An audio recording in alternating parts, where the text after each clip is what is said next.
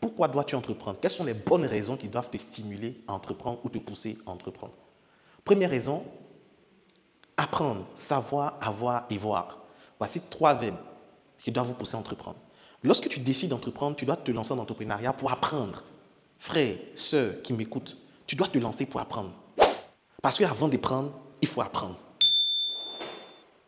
Ça, c'est important. Donc, tu dois apprendre, tu dois savoir. En plus d'apprendre, tu dois avoir le savoir. Tu veux te lancer en cosmétique, apprends. Cherche à connaître, cherche à savoir ce qui se passe dans le monde de la cosmétique, dans le monde du coaching. Pendant que je fais cette vidéo, il y a un jeune qui m'a écrit, qui me dit qu'il est dans la ville de Boaké et que, par exemple, il veut créer un cabinet de formation.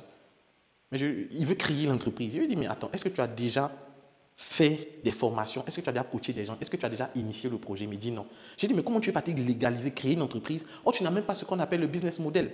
Tu n'as rien appris dans le domaine. Toi-même, tu n'étais pas fait coacher et tu veux coacher des gens. Donc, tu dois apprendre, tu dois savoir, tu dois avoir avant de voir.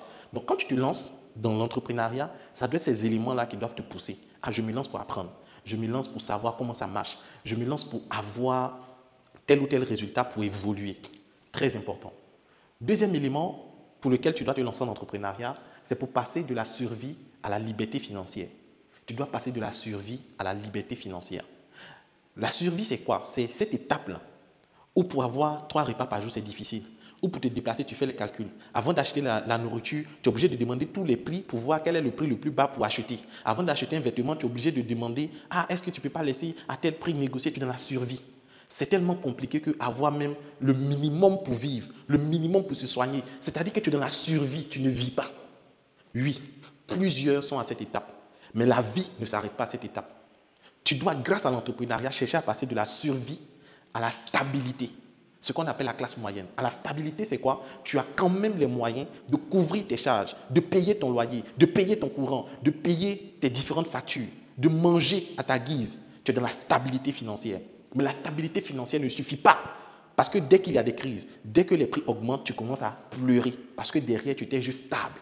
Au-delà de la stabilité, il faut passer à la liberté financière. La liberté financière, c'est cette étape où tu dépenses sans avoir peur. Cette étape où l'argent rentre du nord, du sud, de l'est, de l'ouest, parce que tu as bâti un système qui fait en sorte que sur 2, 3, 4, 5 générations, la galère, la pauvreté ne peut plus vous affecter. C'est de ça qu'il s'agit. Tu dois chercher à entreprendre pour atteindre la liberté financière. Trop de personnes se lancent en entrepreneuriat juste pour avoir la stabilité. Je connais des jeunes entrepreneurs, quand ils font leur business, tant qu'ils arrivent à manger, ils arrivent à payer l'eau, ils arrivent à payer courant, pour eux, ça va. Ça veut dire qu'ils n'ont pas de perspective de conquérant pour se dire, ok, aujourd'hui je suis stable, mais je dois travailler à bâtir un empire pour mes enfants, pour mes petits-enfants et sur 10 générations après moi. C'est ça qui va te pousser à bosser, à travailler pour bâtir un système qui va te permettre et permettre à ta descendance d'atteindre la liberté financière. Très important. Un autre élément, créer de l'emploi. Oui, on se lance en entrepreneuriat pour créer de l'emploi, pas seulement pour s'enrichir. Les entrepreneurs sont des apporteurs de solutions. On se plaint aujourd'hui qu'il n'y a pas de travail, il n'y a pas de travail. Mais qui doit créer l'emploi? Ce sont les entrepreneurs. L'entreprise que tu mets en place va créer de l'emploi. Donc quand tu te lances dans les affaires, tu ne dois pas juste penser à ton ventre et à ton bas-ventre. Oui, tu dois penser à créer de l'emploi, à employer des personnes. Parce que quand tu vas créer ton entreprise, tu auras besoin d'une assistante, tu auras besoin d'un community manager, tu auras besoin d'un vidéaste, tu auras besoin d'un monteur vidéo, tu auras besoin d'un chauffeur. Oui. Donc tout cet écosystème de fonctionnement de ton entreprise va créer de l'emploi, va faire en sorte que si tu te lances dans le BTP, ceux qui font génie civil, bâtiment, ces gens-là seront recrutés par ton entreprise pour travailler. Donc on se lance en entrepreneuriat pour créer de l'emploi. On se lance également pour laisser un patrimoine.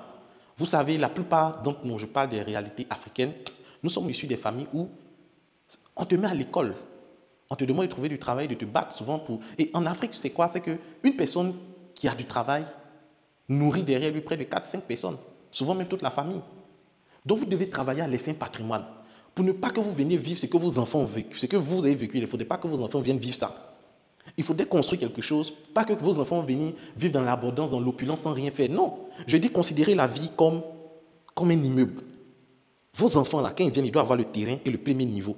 Quand ils viennent, ils vont prendre du premier niveau au deuxième niveau, du deuxième niveau au troisième niveau, ainsi de suite, jusqu'à ce que vous puissiez construire un empire, un gratte-ciel. Mais le problème, c'est que souvent, on vient et il n'y a rien. Tu dois venir tout bâtir. Donc, la réussite, c'est comme une course de relais. Vous poursuivez la réussite, vous mettez la famille à un certain niveau de réussite du patrimoine.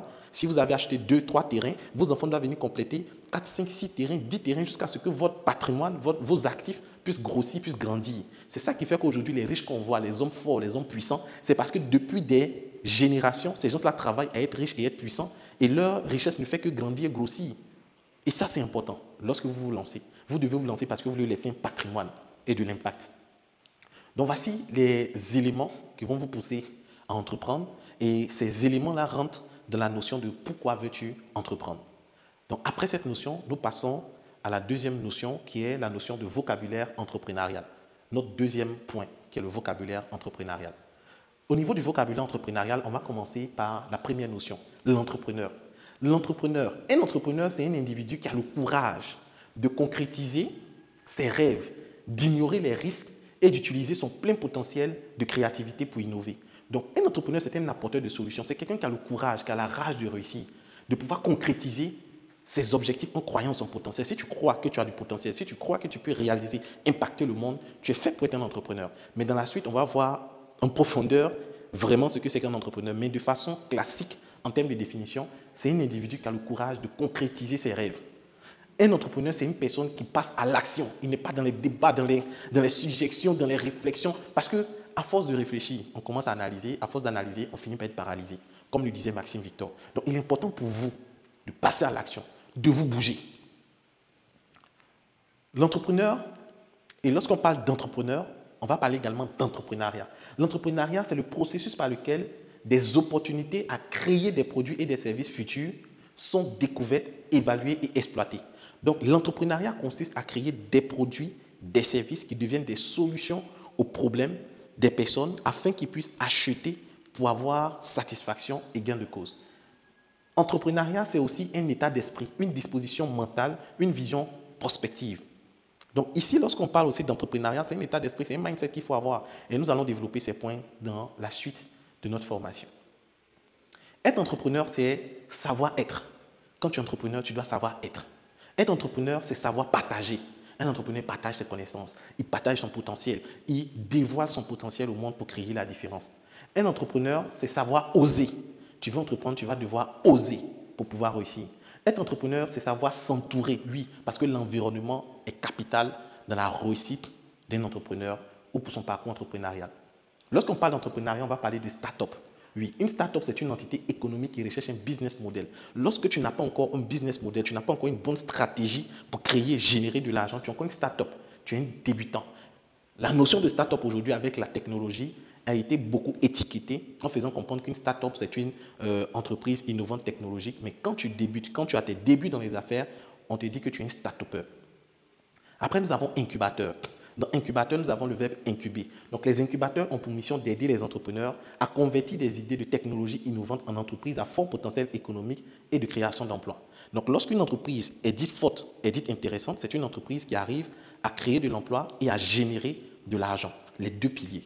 Donc, ici, ce qu'il faut comprendre, c'est qu'il y a des structures qui existent, qui accompagnent les entrepreneurs. On les appelle des incubateurs. Tu peux chercher dans ton pays, dans ta ville, des incubateurs ou partir sur Google, chercher des incubateurs. Ce sont ces structures-là qui vous accompagnent. Mais aujourd'hui, le réseau 1000 jeunes visionnaires se positionne comme un incubateur, comme une structure d'accompagnement pour t'aider à éclore ton projet et arriver à des sommets.